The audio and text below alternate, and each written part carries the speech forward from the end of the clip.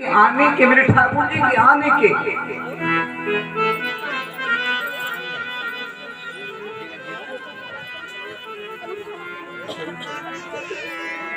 परम विचित्र एक ते एक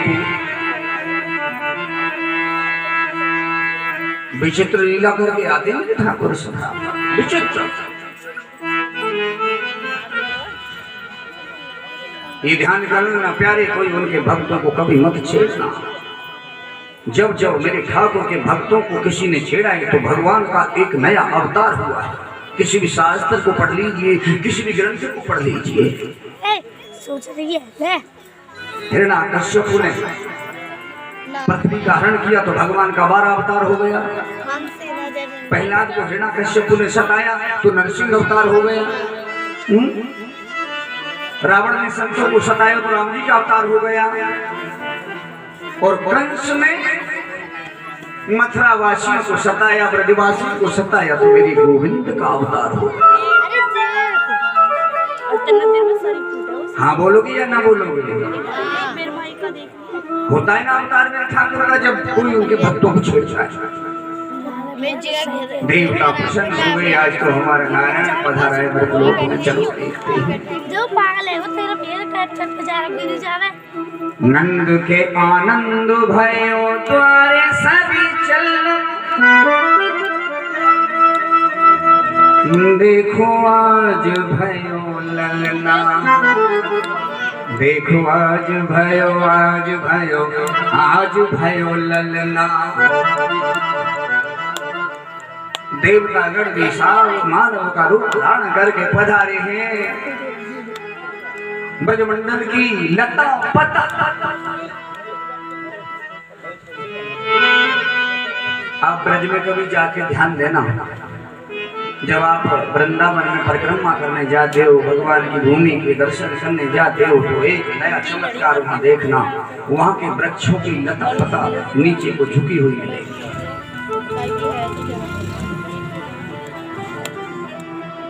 नीचे को झुकी हुई क्यों?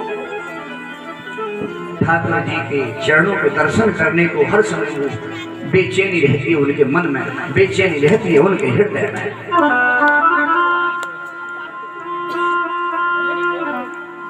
फल जब लगता है ना साहब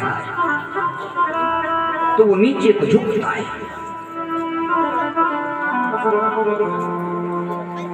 हाँ जी कितना जी,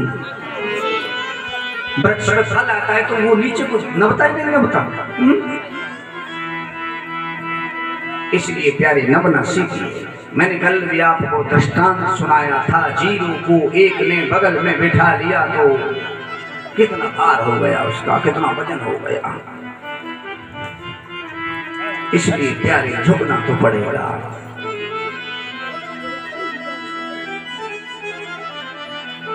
एक राजा थे, उन्होंने अपना बकरा इतना बिगाड़ दिया,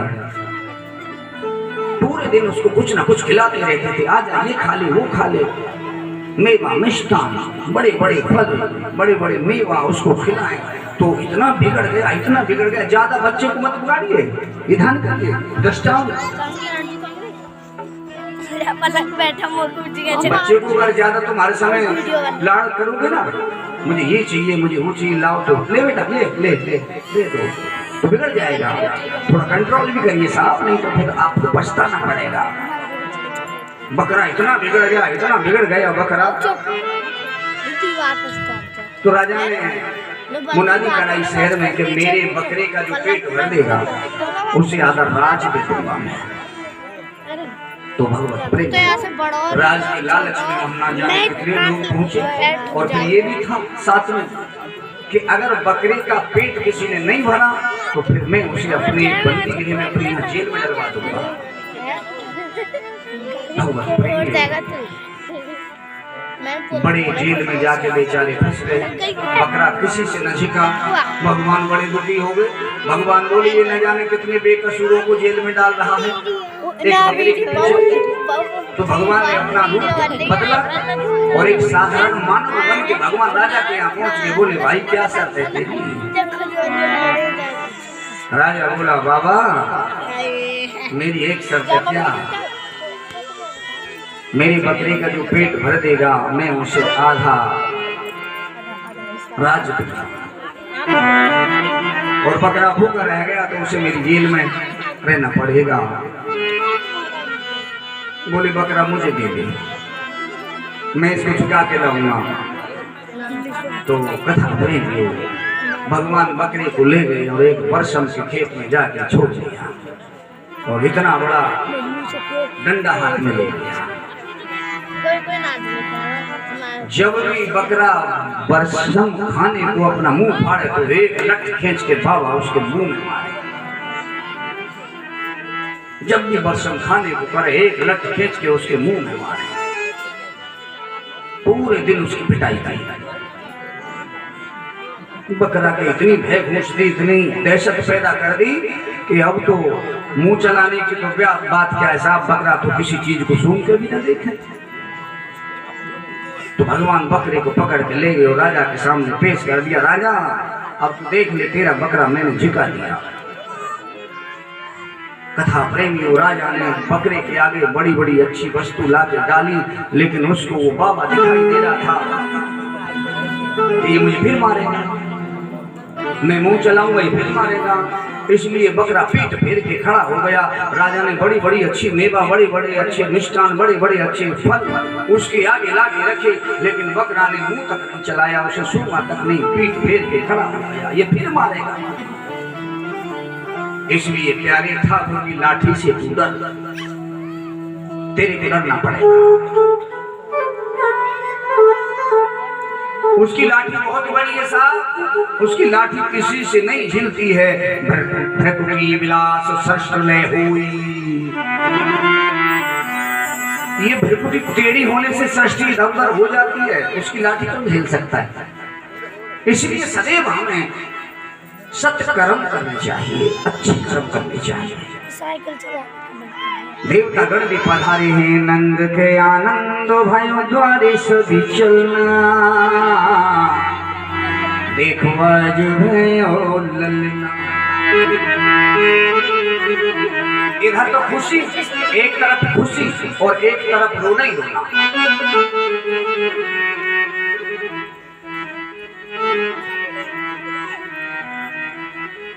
मैया बेचैन है। वसुदेव जी लौट के आए, लाला को छोड़ के भगवान की माया ने वहां जन्म ले लिया। एक कन्या के रूप में उसको भगवान उसको वसुदेव जी उस कन्या को लेके आए और लाके देव जी की गोद में ले दिया। तो अब देव की कन्या को देख के रोने लगी, मेरा लाला भूखा होगा, मैं क्या करूं, मैं जेल में बंद हूं, रोएगा तो उसको दूध कौन पिलाएगा। ईश्वर आपने हमें ऐसा कष्ट क्यों दे दिया, मेरे 6 पुत्रों को मार दिया इस राक्षस ने। 7वां पुत्र मेरा गर्भ नष्ट हो गया और 8वां पुत्र मेरा गोकुल चला गया। मैं कैसे जीऊं बगैर लाला के। एक छोटा सा उसके अंदर झरोका था जेल के अंदर, उसमें से प्रकाश आता था बाहर से, बाकी बंद थी जेल। तो उस छोटे से झरोके को देख के देवी रो रही है, हे ईश्वर पंख जो होते मैं उड़ जाती नंद बाबा के द्वार। उमड़ी उमड़ी मेरो लाल चले आवत, अरे बहते दूध की धार, अजी हम बहते दूध की धार। लालो मेरो नौबत हुई गो, के भूखो सोबत हुई गो, लालो मेरो नौबत हुई गो, के भूखो सोबत हुई गो, लालो मेरो नौबत हुई गो, के भूखो सोबत हुई गो। पंखे जो होते मैं उड़ जाती नंद बाबा के द्वार नंद बाबा के द्वार चल आवत में दूध की धार अरे दूध की धार लाल मेरो रोमत होई को भूखो सोबत होई को लाल मेरो रोमत होई को भूखो सोबत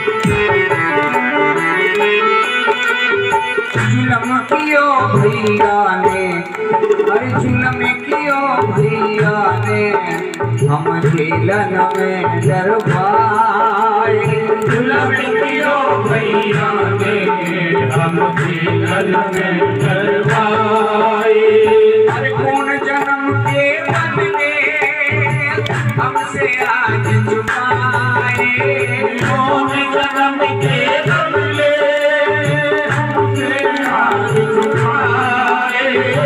कौन जन्म के बदले हमसे आज चुकाए कौन जन्म के बदले हमसे आज चुकाए बिना लाल के कैसे जी बिना लाल के कैसे जी मैं मर जाऊं मार कटार अरे मैं मर जाऊं मार कटार यार मेरा रोबत होएगा भूखा सोबत होएगा यार मेरा रोबत होएगा भूखा सोबत होएगा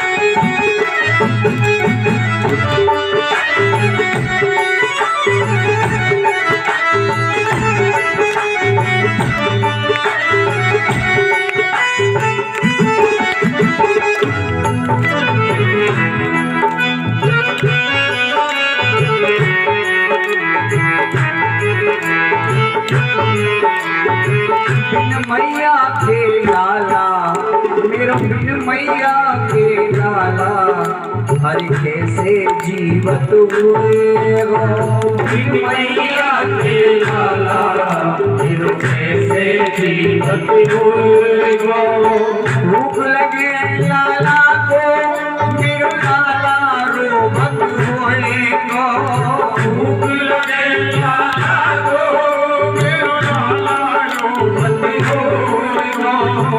बिन मैया के डूबी वक्त गैया बिन मैया के डूबी वक्त गैया कौन लगावे पार अरे यहाँ कौन लगावे पार लाल मेरो सोबत हुई को भूखो सोबत हुई लाल मेरो सोबत हुई भूखो सोबत हुई लाल मेरो सोबत हुई भूखो सोबत हुई लाल मेरो सोबत हुई भूखो सोबत तेरी लाल मेरो सोबत हुई भूखो सोबत हुई लाल मेरो सोबत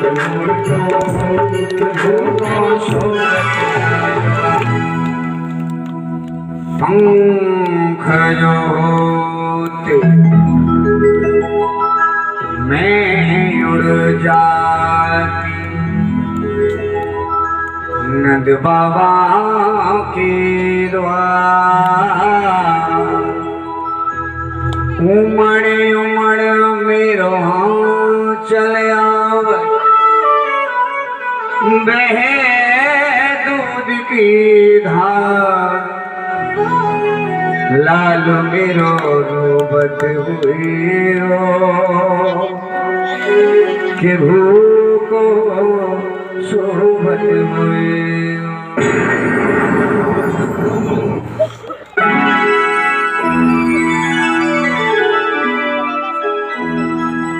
भक्तों की परीक्षा करते हैं भगवान,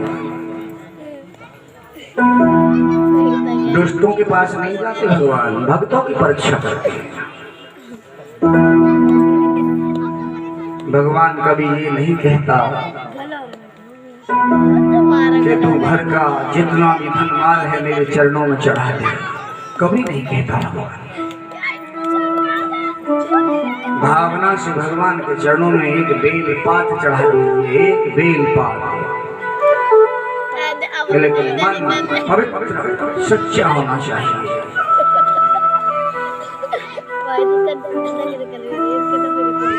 कथा प्रेमियों, मैया फूट फूट के रोती है, बिलक बिलक के रोती है। हे प्रभु, कौन जन्म का पाप है हमारा जो हमारे सामने आ रहा है। जीवन में एक नई गलती तो सब आदमी से जरूर होती है, उसका भी हमें प्रणाम भुगतना पड़ता है। एक मांडुक ऋषि हुए हैं, उनकी कथा आई है भागवत में। कहते हैं बच्चा गलती कर देता है तो भगवान का स्वरूप होता है, बच्चे की गलती गलती नहीं मानी जाती। लेकिन नहीं प्यारे, बच्चे की भी गलती वहां लिखी जाती है, तेरा जीवन का लेखा जोखा सब वहां लिखा जाता है। और तू ये सोचता है कि तेरे को कोई देखता नहीं है। हम कोई भी बुरा कर्म करते हैं, ध्यान दीजिए, भगवान के दो गण हर समय हमारे साथ रहते हैं, हर किसी जब भी हम कोई गलत कर्म करते हैं, कोई भी ए टू जेड,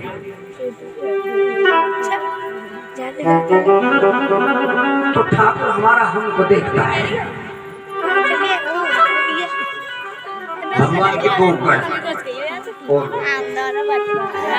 रजिस्टर साथ में होता है, पेन होता है, सब कुछ जीवन की लेखनी, जीवन का लेखा जोखा उसके अंदर लिखा होता है। और जब हम ठाकुर के दरबार जाते हैं, यम के लोक जाते हैं, तो हमारे दो शरीर होते हैं, ध्यान दीजिए। एक शरीर हमारा वहां भी है, लेकिन यहाँ थोड़ा हमारा शरीर का रूप बड़ा है, लेकिन वहां सूक्ष्म छोटा सा एक शरीर हमारा वह भी है। जब ये जीव निकल के यहाँ से जाता है तो ये मृतलोक की धरोहर है, यही जला दी जाती है, फूंक दी जाती है, दफना दी जाती है, ये मिट्टी मिट्टी में मिल जाती है। लेकिन प्यारे, जब हम वहाँ जाते हैं तो भगवान कहते हैं, भाई इसका लेखा जोखा लेके आओ, ये क्या क्या करके आया है। तो वही हमारी बही जो लिखी होती है जीवन की, वो यम के दूत उसको ला। अब यहाँ तो हम झूठ बोल देते हैं, लेकिन वहाँ झूठ नहीं चलेगा। वहाँ तो लोहे का कोड़ा होता है, लेके यम के दूत तैयार खड़े रहते हैं। होगा जब परलोक में तेरा हिसाब, कैसे मुकरोगे बता दो ए जनाब। पापों की तेरी बही जब आएगी, जब तेरी डोली निकाली जाए, बिन मुहूर्त के उठा ली जाए। ए मनुष्य तू क्यों ये करता है प्यारे, ए मनुष्य तू क्यों ये करता है यहाँ, ये मिला तुझको किराए का मकान, ये तेरी कोठरी खाली करा ली जाए। जब तेरी डोली निकाली जाए, बिन मुहूर्त के उठा ली जाएगी।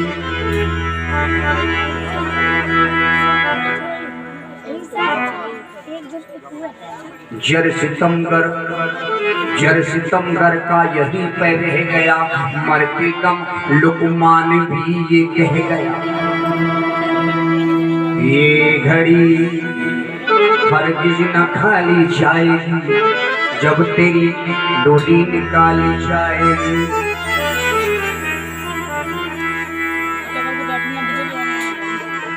प्यारे, सत्कर्म करने की सोच मैया फूट फूट के रो रही है, हमारा कौन सा पाप हमारे आगे आ गया। तो मांडव ऋषि की कथा में आपको सुना रहा था कि हमारा इतना सा भी कर्म हमारे आगे अड़ के खड़ा हो जाता है। बच्चे की गलती गलती नहीं मानी जाती। छोटा सा बालक मांडव ऋषि तो आगे चल के बनाए, अभी तो छोटा सा बालक है मांडव ऋषि। भगवत प्रेमियों, मांडव ऋषि ने एक कीड़ा पकड़ा। आपने देखा है कई पैर उसके होते हरे वाला, इतना बड़ा होता है, क्या बोलते हैं आपके यहाँ उसे? हरे वाला कीड़ा होता, कई पैर होते हैं उसके। राम जी की गाय कहते हैं वैसे उसको, टिड्डा भी कहते हैं उसको। वही कीड़ा पकड़ा मांडव ऋषि ने, छोटे से बालक ने वही कीड़ा पकड़ा और अपने हाथ में सुई ली। सुई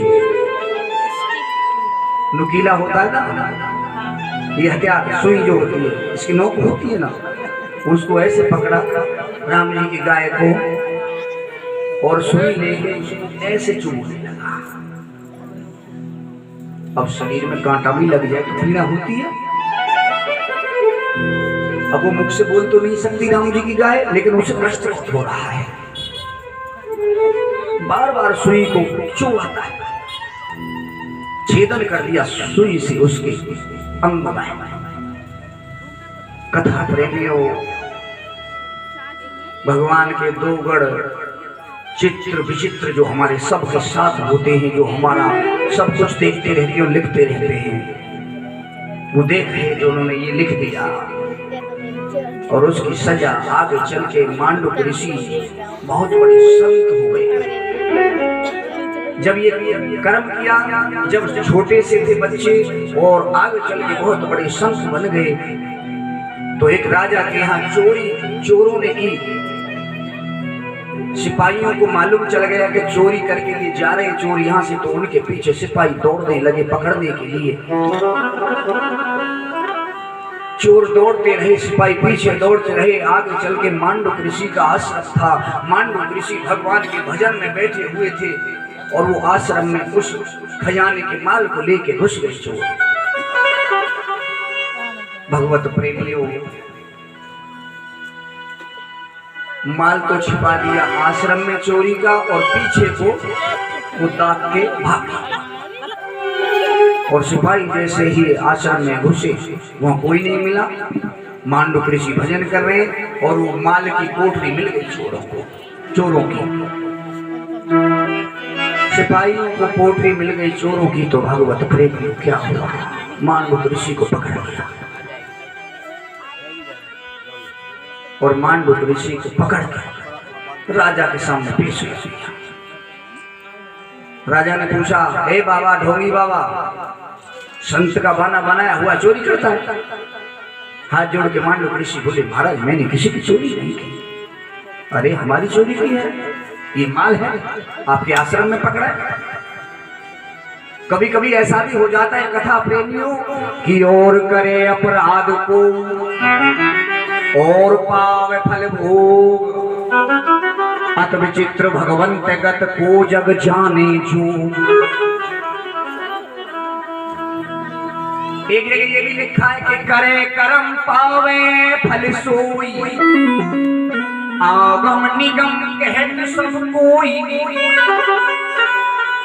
जो जैसा कर्म करता है वो वैसा फल उसको भोगना पड़ता है। और एक जगह कह दिया है कि और करे अपराध को और पावे फल भोग, अत विचित्र भगवंत गत को जग जाने जो। अपराध कोई और करता है उसका दंड किसी और को मिल जाता है। हाँ बोलोगे या ना बोलोगे?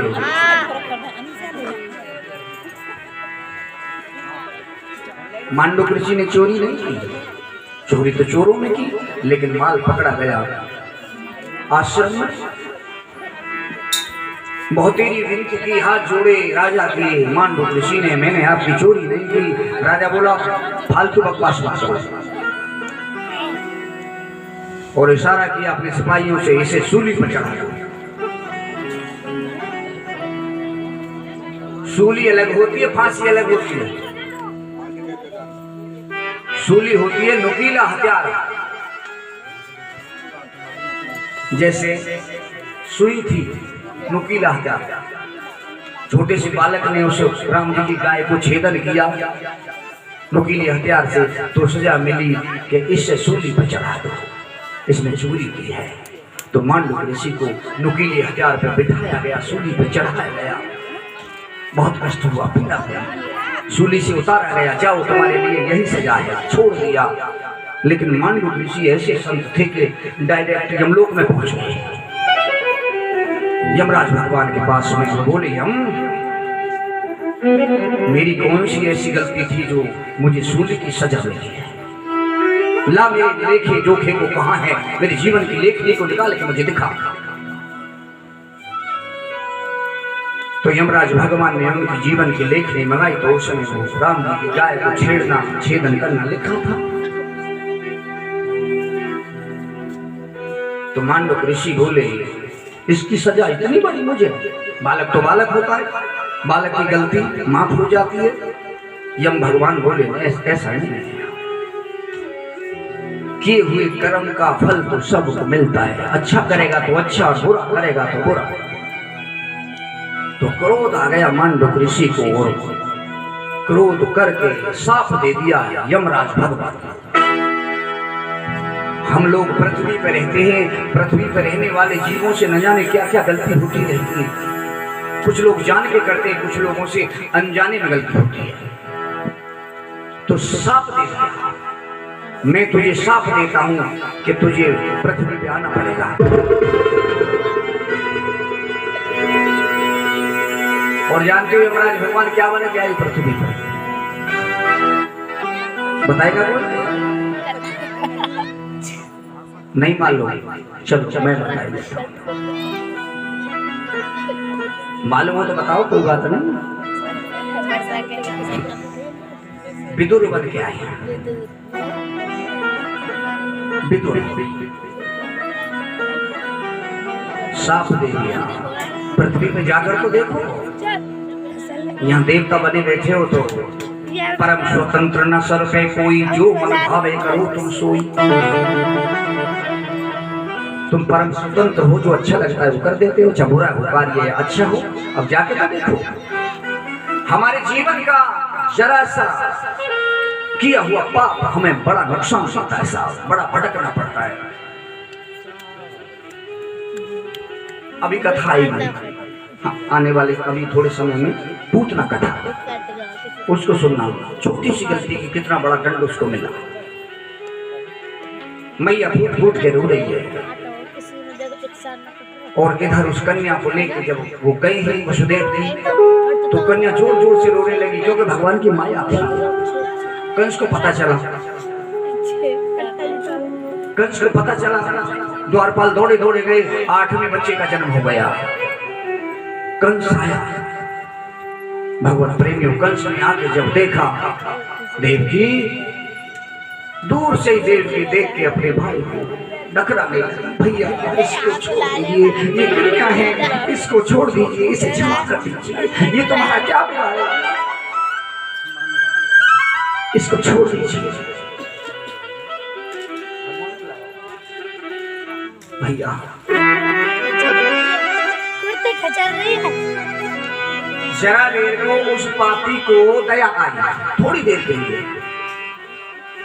उस दुराचारी ने थोड़ी देर को दया की, लेकिन फिर उसका दिमाग बदल गया। नारद जी प्रकट हो गए। नारद जी को मालूम था भगवान लीला करने आए हैं और भगवान इस दुराचारी का वध भी करेंगे, और ये जो कन्या है ये भगवान की योग माया है, इसे ये मार नहीं सकता। तो क्या बोले नारद जी, हे कंस इस कन्या को मार दो, छोड़ो मत जिंदा। क्यों? अरे कन्या मेरा क्या बिगाड़ेगी नारद जी? तो एक कमल का फूल लिया नारद जी ने और कमल के फूल की पंखड़ी गिनवाई, उंगली 5 है, हम इधर से गिनेंगे 1 2 3 4 5, इधर भी 5 बैठे होंगे, इधर से गिनेंगे तो, इधर से गिनेंगे तो इधर भी 5 बैठे होंगे। हाँ जी ना जी, गिनती 5 की पूरी होगी नहीं होगी, चाहे इधर से गिन लो, चाहे इधर से इधर को, और चाहे इधर से इधर को, 5 की गिनती पूरी होगी। ऐसे एक गुलाब का फूल लिया, उसके अंदर 8 पंक्ति थी, पत्ती जो होती है फूल की। नारद जी ने गिनवाया, इधर से गिनना, बोला 1 2 3 4 5 6 7 8, और इधर से गिनना, बोला 1 2 3 4 5 6 7 8, इधर से भी 8, इधर से भी 8। तो नारद जी बोले, अरे मूर्ख, मैंने ये दृष्टांत ये फूल का तुझे इसलिए दिया है कि तेरा काल बन के 8वां बालक आएगा, ये आकाशवाणी तेने सुनी, लेकिन तू इस बात पे भी ध्यान दे कि तेरे मारने वाला कोई भी रूप धारण करके आ सकता है। तू ये सोच रहा हो ये कन्या है, इसको छोड़ दो, तो तुझे ये कन्या भी मार सकती है। तुझे मारने के लिए भगवान कन्या बन के भी आ सकते हैं, और ये सब हिसाब कि मेरे ठाकुर ने भक्तों के लिए न जाने क्या क्या कष्ट सहे है। मीरा के लिए मेरे गोविंद ने कितने कष्ट सहे आप नहीं जानते हो। छोटी सी मीरा दीवानी होगी अपने गोविंद की याद में, मीरा को मारने के लिए विष का प्याला भेजा, लेकिन मीरा ने उसको पी लिया गोविंद का प्रसाद समझ के, और वो प्रसाद ही बन गया, विष विष नहीं रहा, वो प्रसाद बन गया। मीरा दीवानी हो, मीरा मस्तानी हो, मीरा दीवानी हो, मीरा मस्तानी हो, मीरा दीवानी हो, मीरा मस्तानी हो, और श्याम रंग में ऐसे रंग गई हो। मीरा दीवानी हो, मीरा मस्तानी हो, मीरा दीवानी हो, मीरा मस्तानी हो। जरा हाथ ऊपर करके ताली बजा मस्ती में।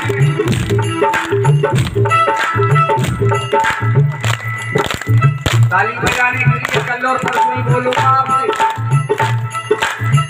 आज तो बोलूंगा ही बोलूंगा, आज के बाद 2 दिन और बोलूंगा, कल और परसों, और अगले दिन से ताली रोनिया में बाजेगी। 14 तारीख से वहां भी मेरी कथा है, रोनिया में ताली बाजेगी ऊपरा के पास। केवल 3 दिन कहूँगा, आज कल परसों नहीं बोलूंगा प्यारे। अब देखता हूँ कि आने वाले समय में ठाकुर जी मुझे आपसे मिलाएगा या नहीं मिलाएगा। तो मीरा की मेरी ख्यालसालों से मिला के जरा ताली बजा के दिखाओ, हाथ उठा के जरा धीरे बेटा, ताल धीरे, हाथ ऊपर कीजिए, और ये पीछे वाले होश मार का।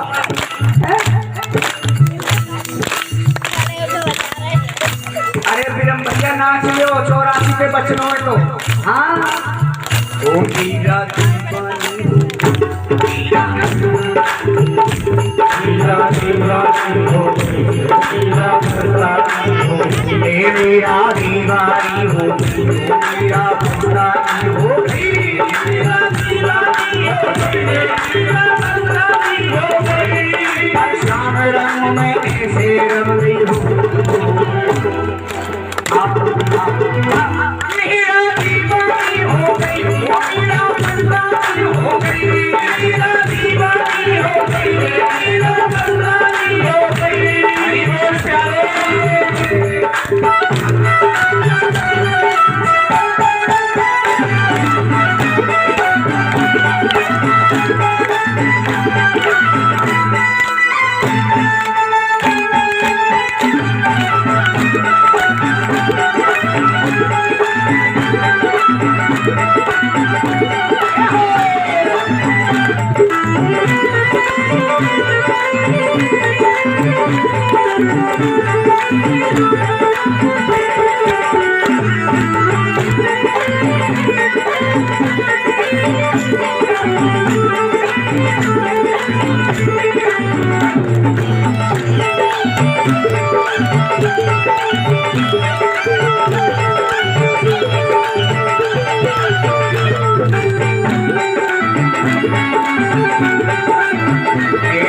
दीवानी हो गई, मीरा मस्तानी हो गई, मीरा दीवानी हो गई, मीरा मस्तानी हो गई, मीरा दीवानी हो गई, मीरा मस्तानी हो गई, मीरा दीवानी हो गई, मीरा मस्तानी हो गई, श्याम रंग में ऐसे रंग हो,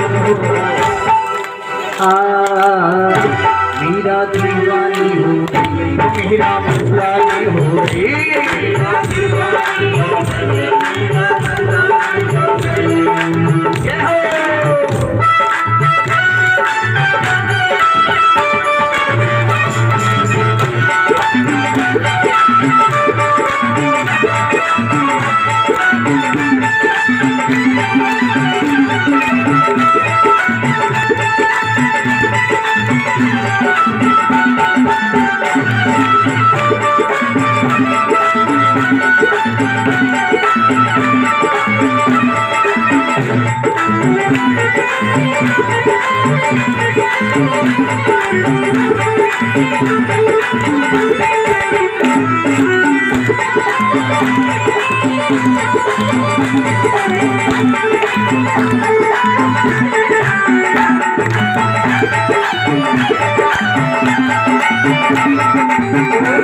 श्याम की शरण चली गई, मीरा श्याम की शरण चली गई, वो श्याम रंग में ऐसी रम गई, श्याम रंग में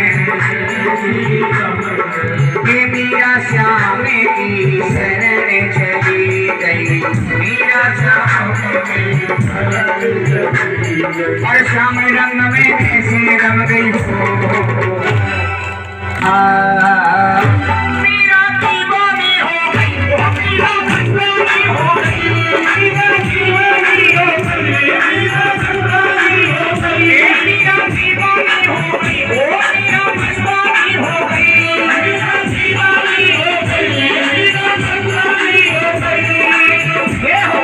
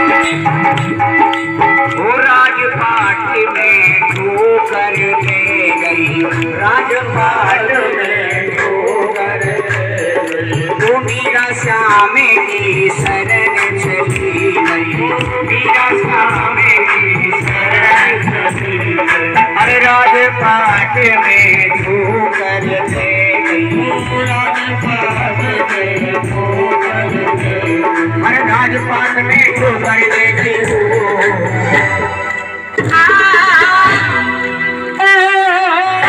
मीरा दीवानी हो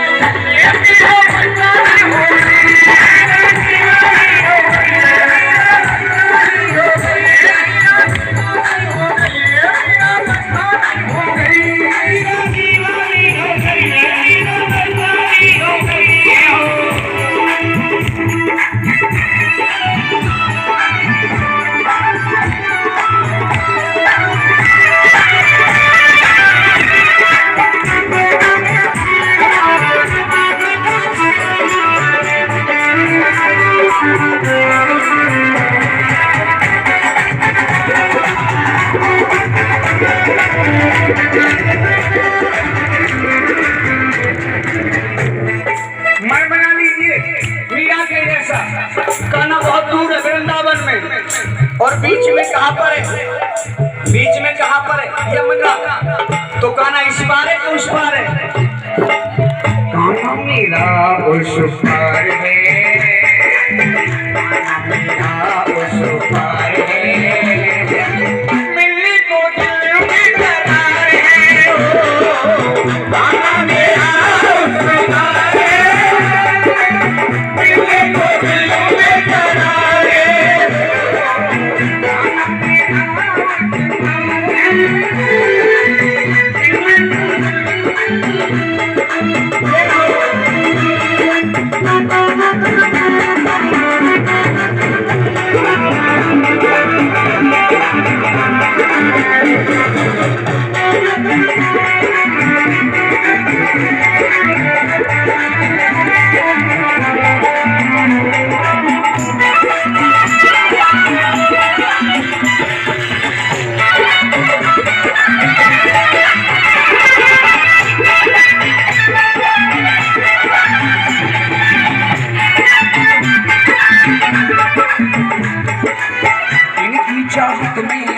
तरसी है इनसे को परसों तरसी है इनकी चाहत में अखियां तरसी है इनसे को परसों तरसी है होने वाला इनका दीदार है होने वाला इनका दीदार है ये तो जन्मों जन्मों का प्यार है